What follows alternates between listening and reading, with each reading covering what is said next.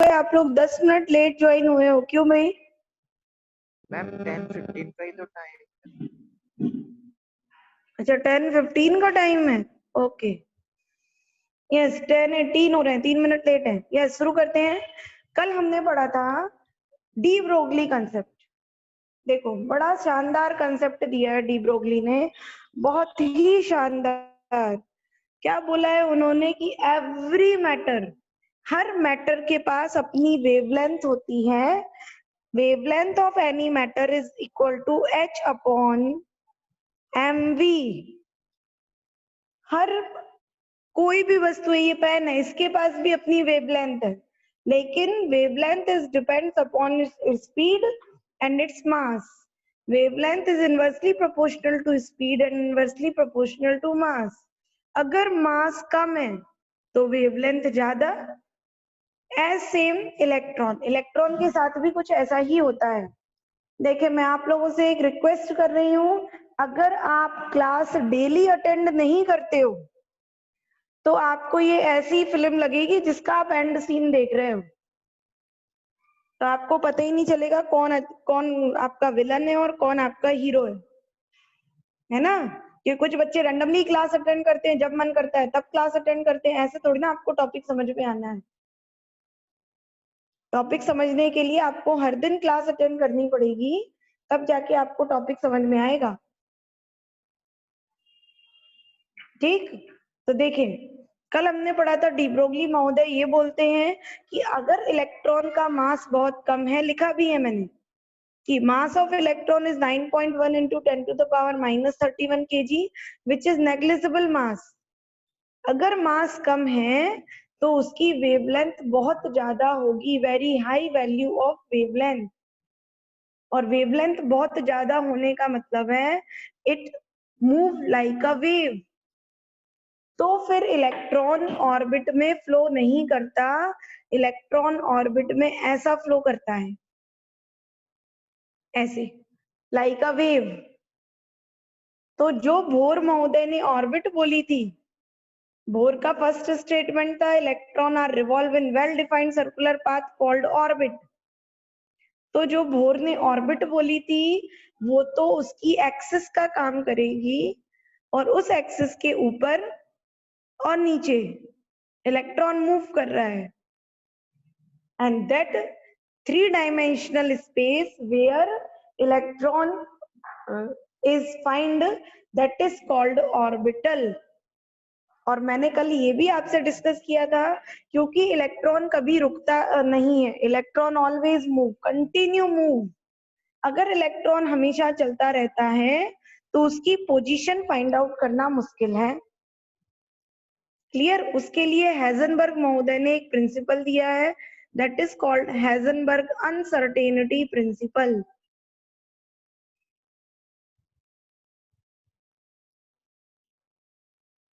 क्या कहता है ये प्रिंसिपल कि it is impossible to determine, it is impossible to determine,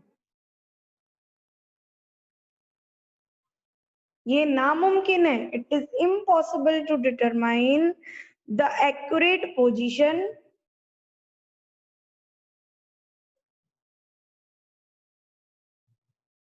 क्या नामुमकिन है? डिटरमाइन करना, पता लगाना। डिटरमाइन मतलब पता लगाना। क्या पता लगाना? Accurate position and accurate speed. Speed बोले तो velocity with direction. Accurate position and accurate speed of any moving object, of any moving body at a same time. एक ही समय पर किसी भी मूविंग बॉडी का टाइम, पोजीशन और वेलोसिटी एक्यूरेट नहीं पता लगा सकते। चाहे कुछ हो जाए, एरर तो आएगी। एरर का मतलब गड़बड़ तो होगी। अगर एक ही टाइम पर आप पता लगाने की कोशिश कर रहे हो तो या तो पोजीशन पता लगा सकते हो या वेलोसिटी, दोनों एक साथ एक्यूरेट नहीं लगा सकते at the same time, simultaneously, एक साथ। एक समय पर एक साथ पोजीशन और वेलोसिटी एक्यूरेट नहीं पता कर सकते। तो उन्होंने कंडीशन दी है, ध्यान दें क्या कंडीशन दिया है, समझने की कोशिश करेंगे।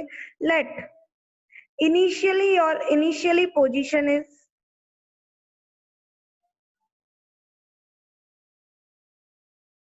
x1, इनिशियल पोजीशन कितनी है x1, after time t second बाद फाइनल पोजीशन,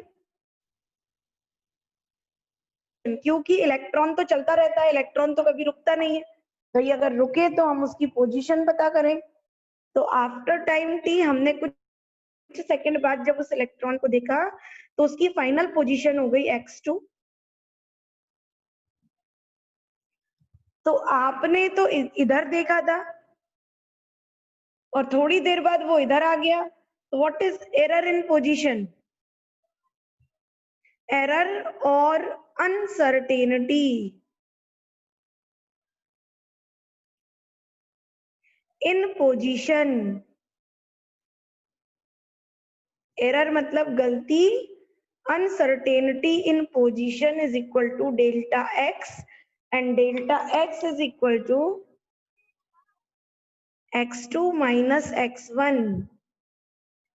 मान लो आपका कोई दोस्त आपके घर पर आया और वो दोस्त नीचे से आके चिल्ला रहा है, मान लो प्रियांशु भैया को चिल्ला रहा है, प्रियांशु प्रियांशु। तो जब तक यहाँ पर आपका दोस्त खड़ा है, ये उसकी पोजीशन है x1, और जब तक आप उसको देखने आए वो यहाँ आ गया, तो आप तो उसको यहाँ पर ढूंढोगे ना, और वो तो यहाँ पर है। तो पोजीशन में एरर आई है कि नहीं आई है, बताओ, गलती हुई है कि नहीं हुई है, पोजीशन में कुछ एरर यस आई है। Ma'am. That Yes, ma'am. Error कितनी गलती हुई, कहाँ हुई गलती? वो गलती मतलब वो एरर निकालते हैं x2 माइनस x1 से। क्लियर? ऐसे ही मान लो कि उसकी अगर हम, ये तो एरर इन पोजीशन थी, अगर हम एरर निकालें स्पीड की तो लेट कर लें, लेट इनिशियल वेलोसिटी v1 है, इनिशियल वेलोसिटी v1 है, और आप जब उसको वॉच करने गए दोबारा तो उसकी फाइनल वेलोसिटी मतलब न्यू वेलोसिटी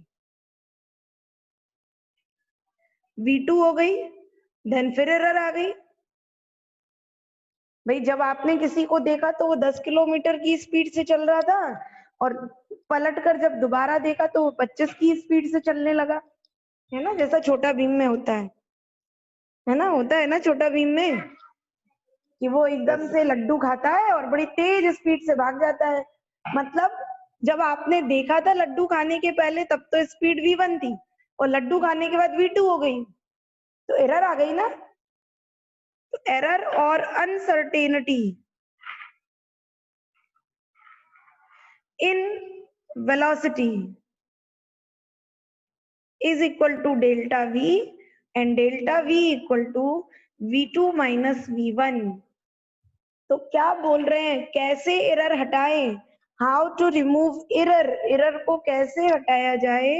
तो वो बोल रहे हैं mathematically Heisenberg principle is, mathematically Heisenberg का जो प्रिंसिपल है,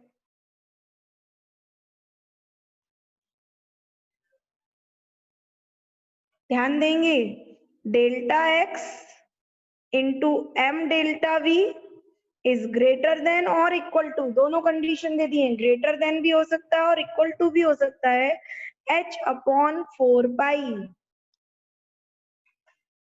क्लियर? ये मैथमेटिकल रिप्रेजेंटेशन है हाइजेनबर्ग प्रिंसिपल का।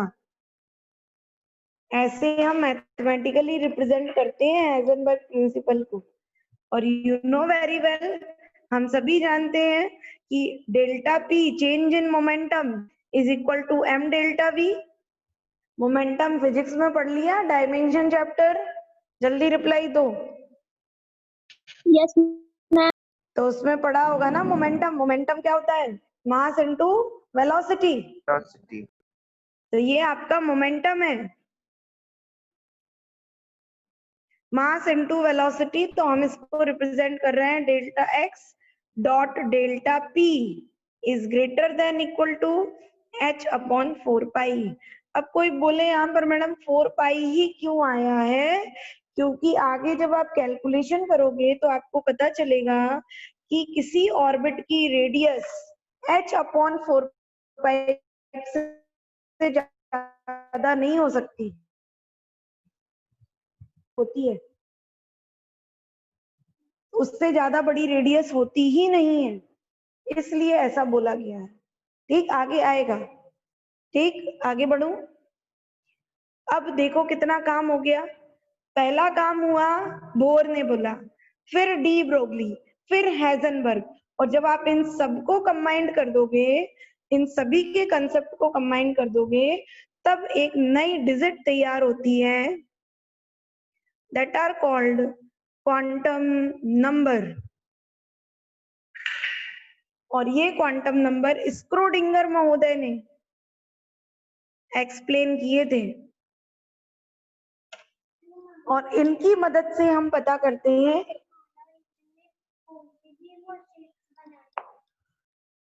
और इसमें हम पता करते हैं इलेक्ट्रॉन की position, electron, where electron live in an atom, atom के अंदर इलेक्ट्रॉन कहाँ रहता है, हम ये इससे पता करते हैं। जैसे फॉर एग्जाम्पल, अगर मान लो कोई एलियन को चिट्ठी भेजनी है, एलियन जानते हैं एलियन किसे कहते हैं?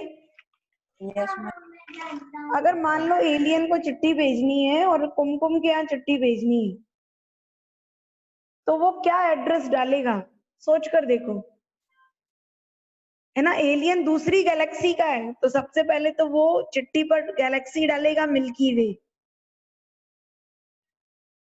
मिल्की वे गैलेक्सी है। फिर उस पर डालेगा सूरज चाचू, क्योंकि मिल्की वे गैलेक्सी में तो करोड़ों तारे हैं, है ना, तो सूरज चाचू। फिर सूरज चाचू में कौन सा प्लैनेट? अर्थ। फिर अर्थ पर कौन सा कॉन्टिनेंट? एशिया। एशिया कॉन्टिनेंट में कौन सा देश? भारत।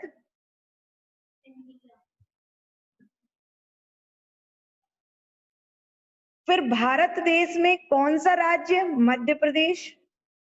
मध्य प्रदेश में कौन सा डिस्ट्रिक्ट? गुना।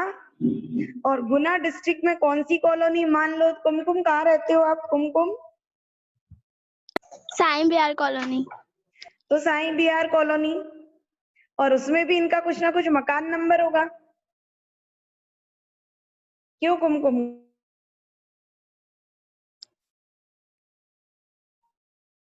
मान लो 141 इनका मकान नंबर है, हाउस नंबर।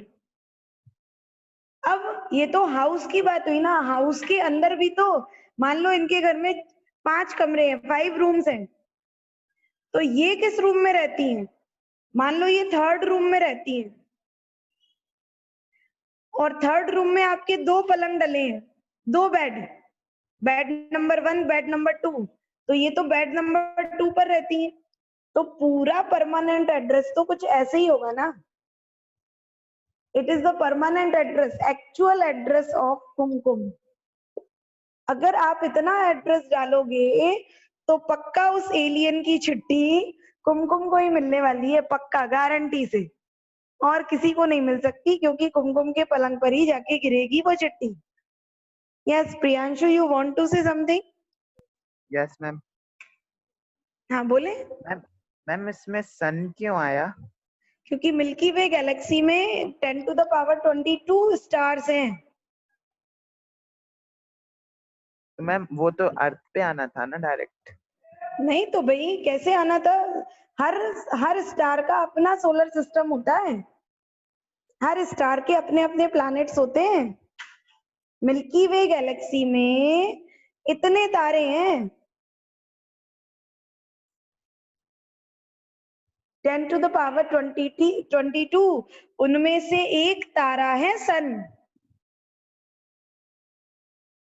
तो जितने तारे हैं उन सबके अपने अपने प्लैनेट होंगे। Yes ma'am. और मैंने बोला दूसरी गैलेक्सी से, मतलब गैलेक्सी चेंज कर दो, मतलब मिल्की वे गैलेक्सी की जगह आप दूसरी गैलेक्सी का एलियन आ रहा है, तो समझने की कोशिश करें। ऐसे ही इलेक्ट्रॉन के साथ है। Quantum number give the permanent address. These are 4 digit. ईमानदारी से क्वांटम नंबर बोल रहे हैं ना, नंबर मतलब संख्या। ये वो 4 डिजिट हैं जो परमानेंट एड्रेस देती हैं इलेक्ट्रॉन का। The quantum number explain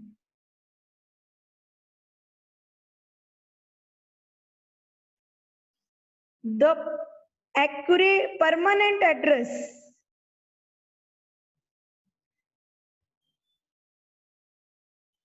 of an electron in atom। Atom के अंदर इलेक्ट्रॉन कहाँ रहता है, किस शेल में रहता है, वो बताते हैं ये quantum number. Yes, they explain the shell, subshell, orbital और इलेक्ट्रॉन, चारों को ये बताते हैं। ठीक, quantum numbers are of 4 type.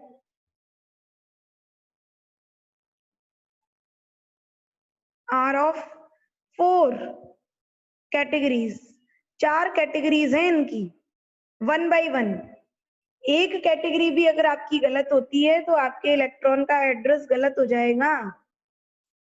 जैसे पिन कोड होते हैं ना, अगर पिन कोड में एक डिजिट गलत हो जाती है तो पूरा जिला बदल जाता है, ऐसे ही ये हैं। तो first is principal quantum number. इनको रिप्रेजेंट करते हैं एन से। अभी इनकी कैलकुलेशन है, मैं सिर्फ आपको इनसे रूबरू करा रही हूँ। इनको रिप्रेजेंट करते हैं एन से और ये हमें बताते हैं शेल। ठीक, सेकंड इज, अब आपके लिए थोड़े कठिन नाम है, second is azimuthal quantum number.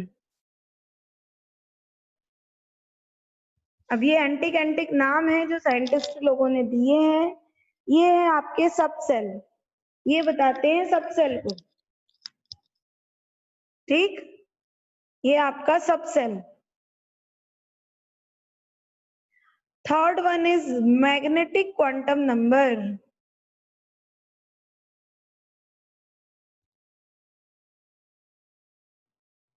और ये बताते हैं एम, ऑर्बिटल को। और चौथे होते हैं स्पिन क्वांटम नंबर। देखो नाम बता रहा है ना, spin, it is small S. Spin quantum number ये बताते हैं स्पिन ऑफ इलेक्ट्रॉन, मतलब whether the electron rotate clockwise और एंटी क्लॉकवाइज। अब मैं आपको एग्जांपल दे रही हूं, आप याद कैसे करोगे इनको। ये है आपके घर का मंजिल, जैसे कितनी मंजिल का घर है।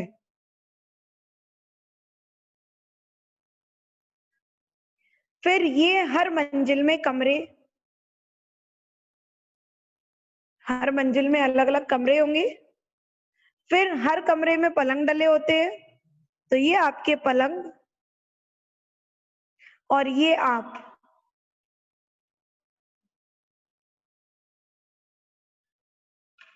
ऐसे याद करोगे तो आपको जल्दी समझ में आएगा।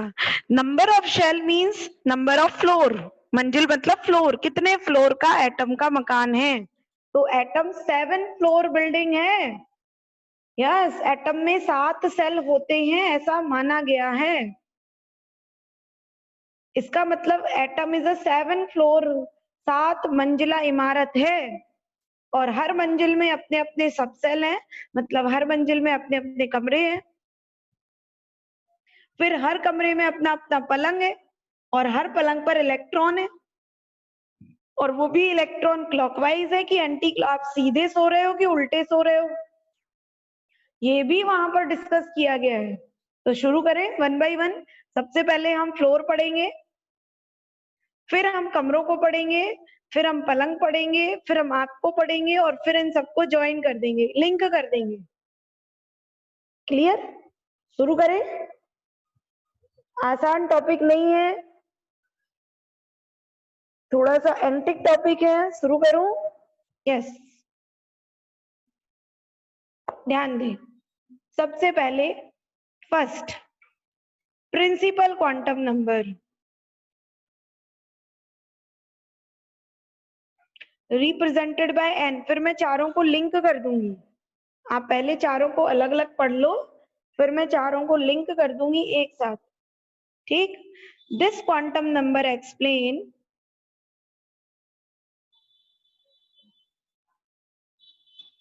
The number of shell in which electron lie।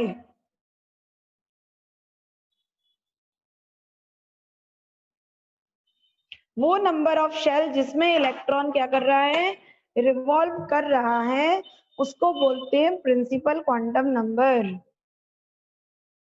ये क्वांटम नंबर हमें इट ऑल्सो गिव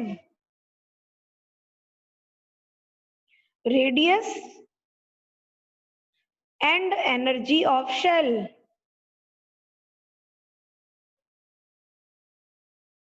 ये हमें रेडियस भी बताता है और ये हमें एनर्जी भी बताता है सेल की।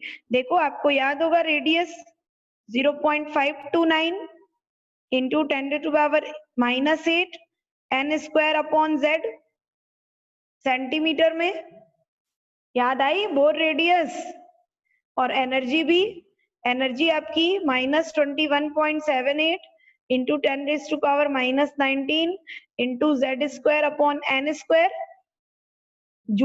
जूल पर एटम में, याद आई।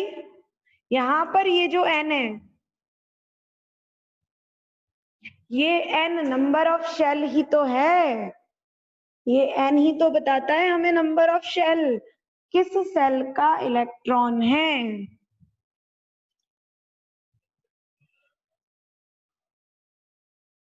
क्लियर, यही तो बताएगा हमें नंबर ऑफ शेल, किस सेल का इलेक्ट्रॉन है। Here n is number of shell, और यही नंबर ऑफ शेल आपका क्या है, प्रिंसिपल क्वांटम नंबर है। यही जिसको आपने डायग्रामेटिकली ऐसे पढ़ा था, याद आ गया हो तो, n इक्वल टू 1 और इसको आप लिखते हो k शेल, फिर n equal to 2 l shell, n equal to 3 m shell, n equal to 4 n shell. याद आया कुछ? इसको हम बोलते हैं k शेल, इसको बोलते हैं l शेल, इसको बोलते हैं m शेल, और इसको बोलते हैं n शेल। मतलब n की आपके पास 4 वैल्यूज हैं। Yes, n 1 2 3 4। 1 वैल्यू है k के लिए, 2 वैल्यू है l के लिए, 3 वैल्यू है m के लिए, और 4 वैल्यू है n के लिए। ये 4 डिजिट है। देखो नंबर, आप बोल रहे हो ना क्वांटम नंबर, तो ये 4 नंबर आ गए 1 2 3 4 KLMN आ गए। क्लियर, मतलब प्रिंसिपल क्वांटम नंबर की हमारे पास 4 वैल्यूज हैं। ओके, वैसे 7 सेल सिस्टम है, KLMN OPQ, पूरा Q तक है, OPQ। तो O के लिए n इक्वल टू 5 होता है, P के लिए n इक्वल टू 6 और Q के लिए n इक्वल टू 7 होता है। ठीक, नाउ दस, ये फर्स्ट क्वांटम नंबर था। Now the second quantum number, आपके पास पहले क्वांटम नंबर पर 4 वैल्यू आई हैं। Second quantum number is azimuthal quantum number. ये आपको फ्लोर के बारे में बताता है ना, मंजिल। अब हम पढ़ने जा रहे हैं हर मंजिल पर कितने कमरे, ये हमें बताएगा कमरों की संख्या।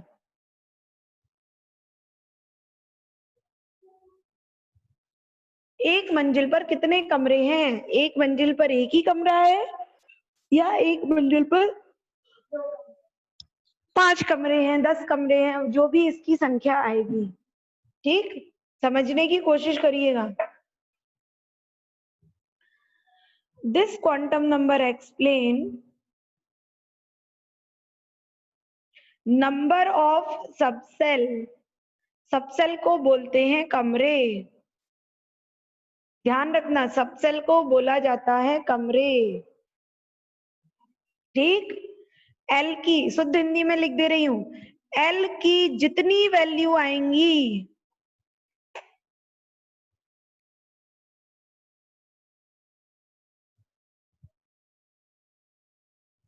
भले वो जीरो क्यों नहीं आ रही हो, पर जीरो भी एक डिजिट होती है, तो एल की जितनी वैल्यू आएंगी उतने कमरे माने जाएंगे।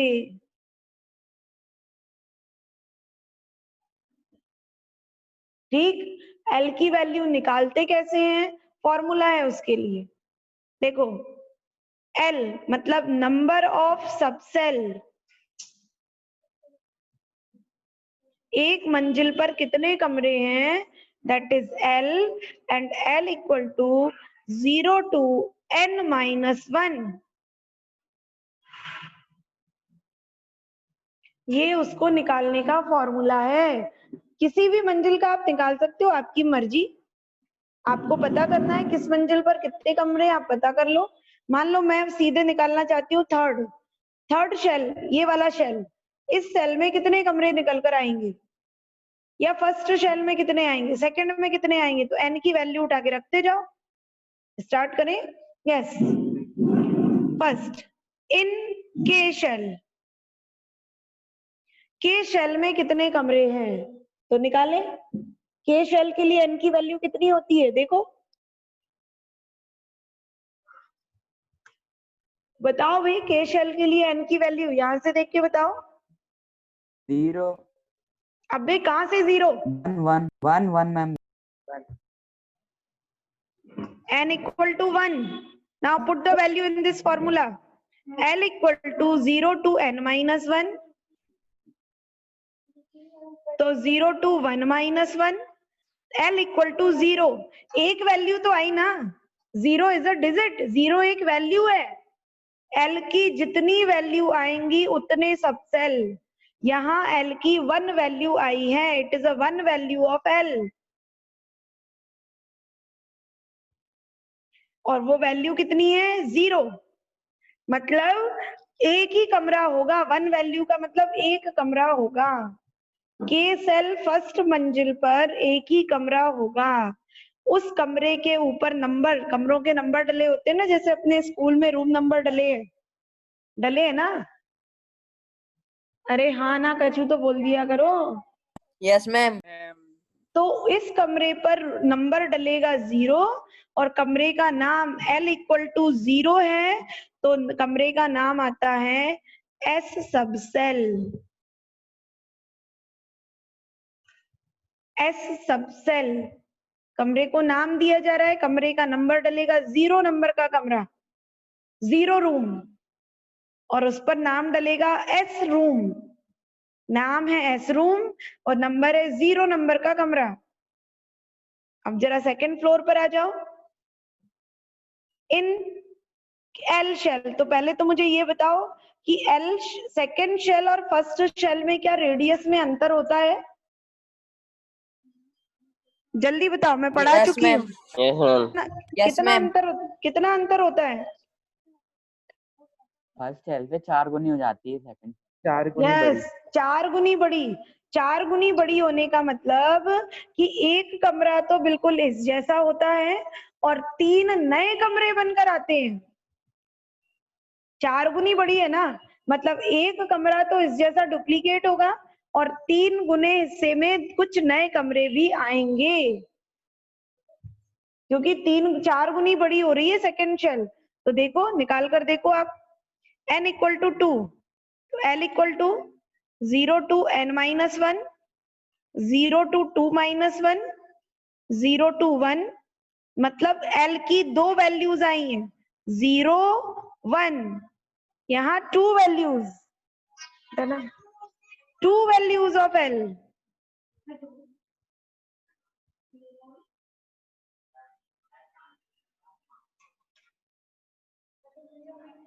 To values of L, 2 value आई है, इसका मतलब इसके पास 2 कमरे हैं, सेकेंड शेल पर 2 कमरे हैं, एक कमरे को तो बिल्कुल डुप्लीकेट, जिसका नाम आपने रखा था एस सबसेल, ये तो डुप्लीकेट है, बिल्कुल फर्स्ट शेल का डुप्लीकेट कमरा बन गया सेकेंड शेल पे, और क्योंकि सेकंड शेल 4 गुना बड़ा है तो एक नया कमरा निकल कर आता है जिसको हम बोलते हैं पी सब सेल। ये नया कमरा है, न्यू रूम, जिसको हम बोलते हैं पी सब सेल, क्योंकि सेकंड शेल की रेडियस फर्स्ट शेल से 4 गुनी बड़ी है। अच्छा कोई बताओ थर्ड शेल की रेडियस कितनी बड़ी है? मैम 9 मैम 9 गुनी 9। इसका गुनी। मतलब सेकंड शेल से भी ज्यादा कमरे होंगे? बताओ भाई।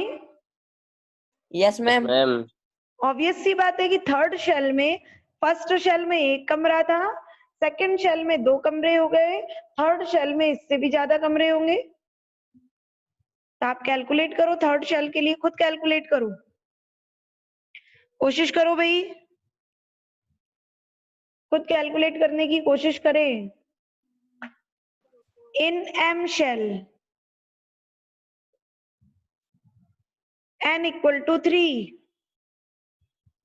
तो l equal to 0 to n minus 1, मतलब 0 टू 3 माइनस 1, मतलब 0 1 कोमा 2। अब ये दोनों देखो, ये दोनों बिल्कुल डुप्लीकेट, ये 0 s के लिए बोला जाएगा और 1 p के लिए, ये दोनों तो बिल्कुल डुप्लीकेट हो गए, s सब सेल और ये p सब सेल, और ये बना आपका नया कमरा, न्यू रूम, और उस रूम पर नंबर डलेगा 2 और नाम दिया गया है डी सब सेल। एल की जितनी वैल्यू आएंगी उतने सब सेल होंगे। एल की इधर 3 वैल्यू आ रही हैं, 0 1 2, इसका मतलब थर्ड फ्लोर पर एल के 3 सब सेल होंगे, 3 कमरे हैं, क्योंकि उसकी रेडियस भी बढ़ रही है। क्लियर? अंडरस्टूड है? अब हम कल करेंगे, क्योंकि जहां तक आपका टाइम, कितने बजे तक है आपकी क्लास? 10:55 10:55 अच्छा 55 तक है, तो हम थर्ड वाला ऑप्शन भी कर सकते हैं। देखें, ये आपने निकाल लिए मंजिल और ये आपने निकाल लिए कमरे। अब हर कमरे को खोल खोल कर देखो और उसमें कितने पलंग हैं। यस मैम तो आप ये सबसे पहले एस सब सेल, मतलब एस कमरे को खोलें, फिर बी को खोलें, फिर डी को खोलें, मतलब whenever we open the s subshell, जब भी हम एस सब सेल को खोलेंगे, चाहे वो 1s हो, चाहे वो 2s हो, चाहे वो 3s हो, ठीक? तो जरा ध्यान दें, मैं पेज टर्न कर रही हूँ। मैम अगर हम एन सेल को नहीं खोलेंगे? नहीं, उसको भी आप खोल ले, आपके ऊपर है। 4 कमरे निकल आएंगे, n इक्वल टू 4 रखोगे आप 4 कमरे निकल आएंगे। तो अगर मैं फर्स्ट शेल की बात करूं, तो फर्स्ट शेल में एक सबसेल था एस सबसेल, तो क्योंकि फर्स्ट शेल का एक सबसेल है तो हम उसको लिखते हैं 1s। इसको क्या रिप्रेजेंटेशन देते हैं? फर्स्ट शेल का एस सबसेल। फिर सेकेंड शेल में 2 सबसेल हैं, एक है 2s और एक है p। 2 सबसेल हैं सेकेंड शेल में, इसको लिखते हैं हम 2s और इसको लिखते हैं हम 2p, जिससे हमें ये पता रहे कि हमने किस सेल का सबसेल खोला है। 2s बता का हूं, देखो आगे 2 लगा है। जैसे हम कहीं बड़ी बिल्डिंग किसी होटल में जाते हैं, है ना, तो होटल में लिखा रहता है ऐसे, जैसे आपके में भी आपके रोल नंबर जब डलते हैं, सर जब आपको रोल नंबर इशू करते हैं तो ऐसे लिखते हैं, जैसे अब आप लोग 11th में आ गए हो तो लिखेंगे 1 1 1 1 फॉर 11th और 0 0 1, क्लास नंबर मतलब ये क्लास और ये आपका रोल नंबर।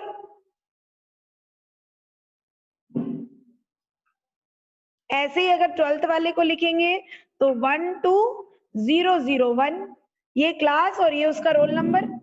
ऐसे ही इधर है, क्योंकि सभी में एस सबसेल है सेकेंड शेल में भी एस सब सेल है, अभी थर्ड शेल में पढ़ोगे तो थर्ड में भी एस सब सेल है।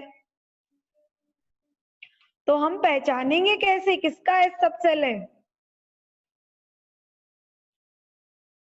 एस, पी और डी 3 है, तो हम आगे लगा देते हैं 3s।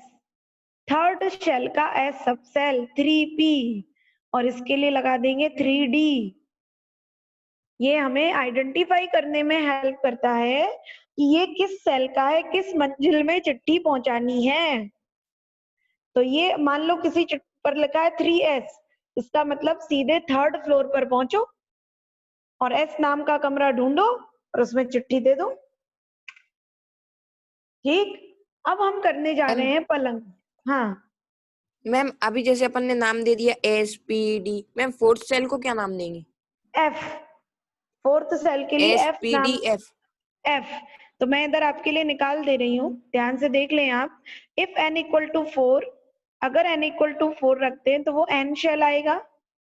तो आपकी L equal to 0 to n minus 1, तो 0 to 4 minus 1 that is 0 to 3। तो आप लिखोगे 0 1 2 3। तो 0 तो हम पहले ही दे चुके ना, तो ये आपका बनाएगा ma'am. 4s। 1 हम दे चुके हैं Yes. p को, तो ये बनाएगा 4p। 2 दे चुके हैं d को, तो ये बनाएगा 4d। Now the new digit is comes out that is f, तो ये बनाएगा 4f। ऐसे आपके 4 s मतलब है शार्प, p मतलब डी मतलब डिफ्यूज और एफ मतलब फंडामेंटल। ये इनकी इनका ज्योमेट्री बेसिस पर इनके नाम रखे गए हैं। ज्योमेट्री इनकी ऐसी निकल कर आती है, अभी आप आगे पढ़ोगे कि इनकी ज्योमेट्री ऐसी निकल कर क्यों आती है, उसकी वजह से इनके नाम रखे गए हैं sharp, principal, diffuse and fundamental. Clear? अब आपका टाइम खत्म हो गया है, 10th क्लास का टाइम है, तो 90 मिनट हो गया।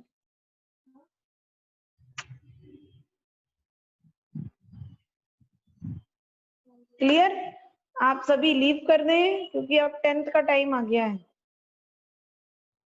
मैम हाँ, आपने ना 4 अगस्त के जो नोट्स है वो नहीं भेजे, यस मैम। क्या बात डायरेक्ट है? 5 के भेज दिए। ठीक, मैं भेज दूंगी बेटा। Okay ma'am, thank you. Please 11th वाले स्टूडेंट क्विट कर जाए क्योंकि it is a time for 10th। Thank you ma'am. 10th वाले बचे रहे। ठीक, yes. Muskan Prajapati, Muskan Prajapati, are you listen me? Yes ma'am. Yes, notes बना रहे हैं बेटा? हाँ मैम, बना रहे हैं ना। और याद कर रहे हो? समझ में आ रहा है? हाँ मैम, आ रहा है सब कुछ समझ, और अध्ययन में से कर लेते हैं याद। अरे अध्ययन में से करने के लिए स्कूल की पढ़ाई कर रहे हो, फिर तो अध्ययन में से ही पढ़ लो, फिर स्कूल से पढ़ने की क्या जरूरत है? पढ़ाते हैं उसमें से समझ लेते हैं और उसमें लर्न कर लेते हैं। नहीं तो मैं आपको नोट्स दे रही हूँ ना प्रॉपरली। हाँ मैम, वो भी बना लेते हैं। नहीं, उनको भी याद करना है भाई। हाँ ओके मैम। अध्ययन से पढ़ोगे तो अध्ययन वाले ही नंबर आएंगे। ठीक है मैम, हम नहीं करेंगे।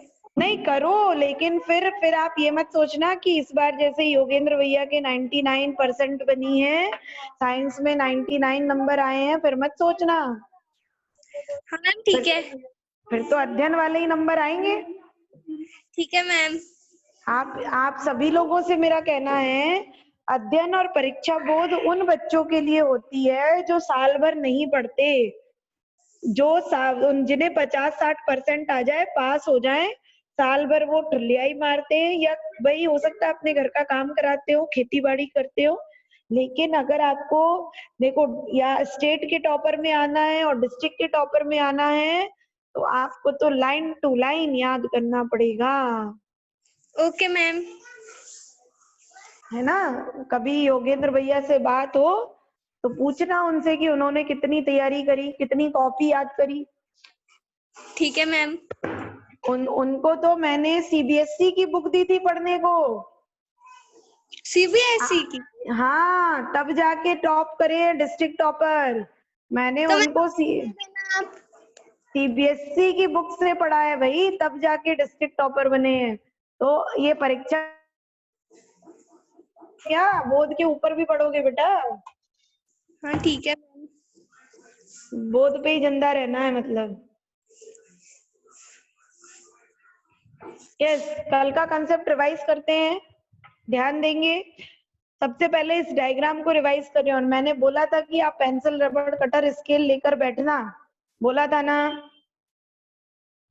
क्योंकि मैं भी बैठी हूँ। बैठे हैं मैम। हाँ ठीक। देखो, ये आपका मिरर, मिरर पर ये जो मैंने लाइन खींची है, ये लाइन कहलाती है प्रिंसिपल एक्सिस। ये लाइन इस मिरर के सेंटर पॉइंट से होकर जाती है। सी इज सेंटर ऑफ कर्वेचर। देखो, अगर मैं इसके सर्कल को पूरा कर दूं कुछ ऐसे,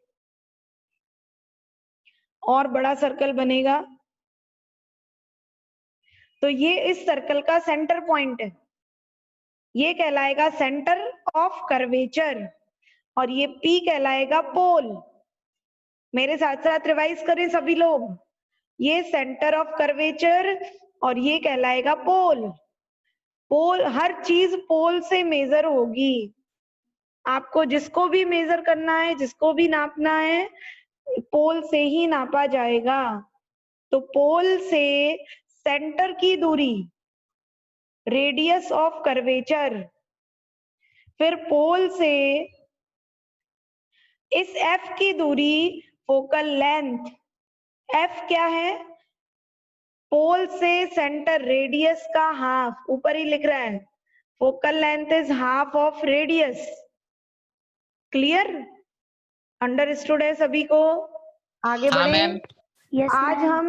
आज हम कॉनकेव मिरर के 6 डायग्राम बनाने जा रहे हैं, जो आपकी बुक में भी दिए होंगे। मेरे पास बुक तो नहीं है अभी हाल फिलहाल, लेकिन फिर भी मैं आपको दिखा दूंगी कि आपके कॉनकेव मिरर के 6 डायग्राम बुक में दिए हैं, और वो सारे डायग्राम मैं आपको बनाकर देने वाली हूँ। आप मेरे साथ साथ बनाएंगे।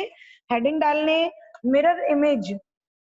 देखो, मैं हेडिंग डाल रही हूँ आपके साथ, image formation by concave mirror. Clear? क्या हेडिंग है? Image formation.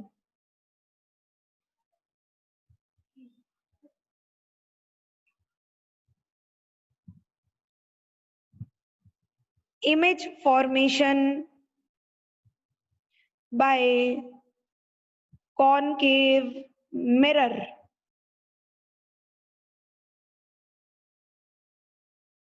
ठीक, कॉनकेव मिरर से कैसे इमेज बनती है? तो हमारे पास 6 पोजीशन है। हम 6 पोजीशंस पर फाइंड आउट करते हैं कि इमेज कैसे बनती है। ठीक, फर्स्ट पोजीशन, सबसे पहले object is at infinity. Object कहां पर रखा है? इंफिनिटी पर। इंफिनिटी मतलब जितनी दूर सूरज चाचू हैं उतनी दूर रखा है, और हम उसकी इमेज देखना चाहते हैं मिरर, कॉनकेव मिरर में। ठीक, तो पहले तो कुछ नियम आप सीख लो। और ये जितने बच्चे लेट आए हैं, कल से याद रखिए, आपका टाइम कितने का है? क्लास का टाइम कितने बजे का है? 10:55 का है ना?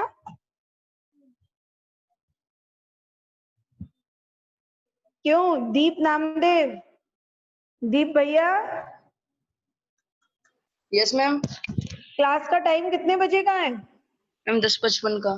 फिर आप 11:02 पर ज्वाइन हो रहे हो हैं? Ma'am, 6 minute. वो थोड़ा काम है था मैम घर पे, इसलिए। नहीं तो फिर तो घर पर रहोगे तो घर के ही काम करते रहो, फिर तो भूल जाओ पढ़ाई फिर। यस, फोकस करेंगे। कुछ नियम कानून है। नियम नंबर 1, पहला नियम क्या है आपका? ध्यान से समझ लेना सब लोग।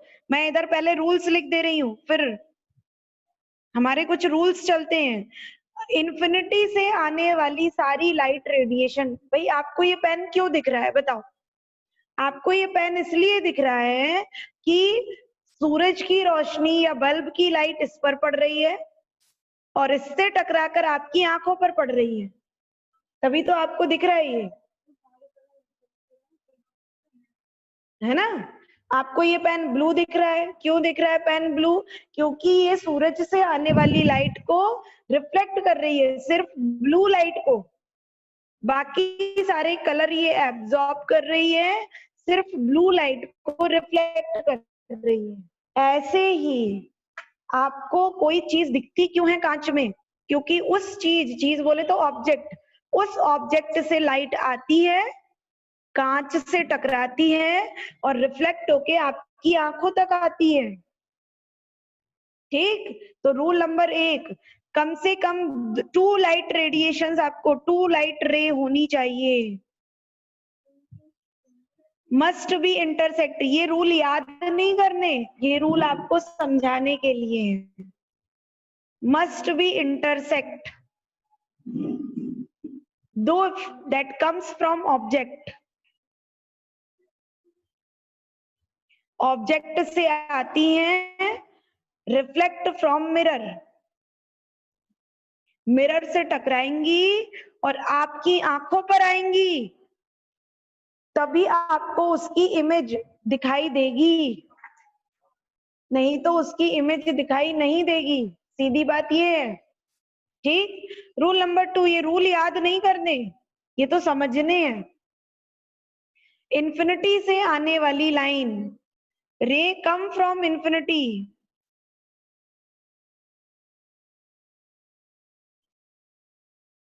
जो इन्फिनिटी से आती हैं ऑलवेज पैरेलल, हमेशा कैसे मानी जाती हैं? पैरेलल मानी जाती हैं। एंड मीट, मिलती कहां पर है? मीट एट फोकस एफ, वो सारी लाइन कहां पर मिलेंगी? एफ पर मिलेंगी। क्लियर?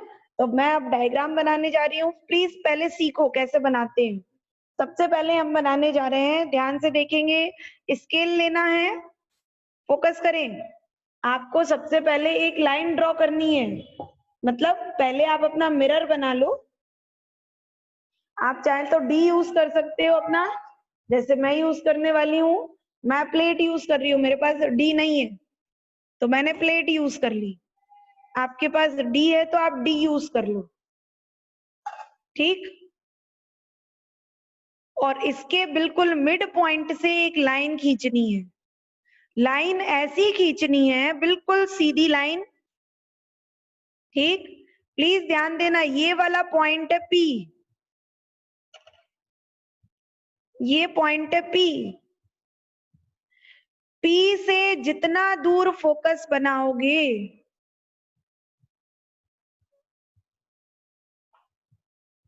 प्लीज ध्यान से, पी से जितना दूर फोकस बनाओगे, जैसे मैं पी को लिख रही हूं आपके स्केल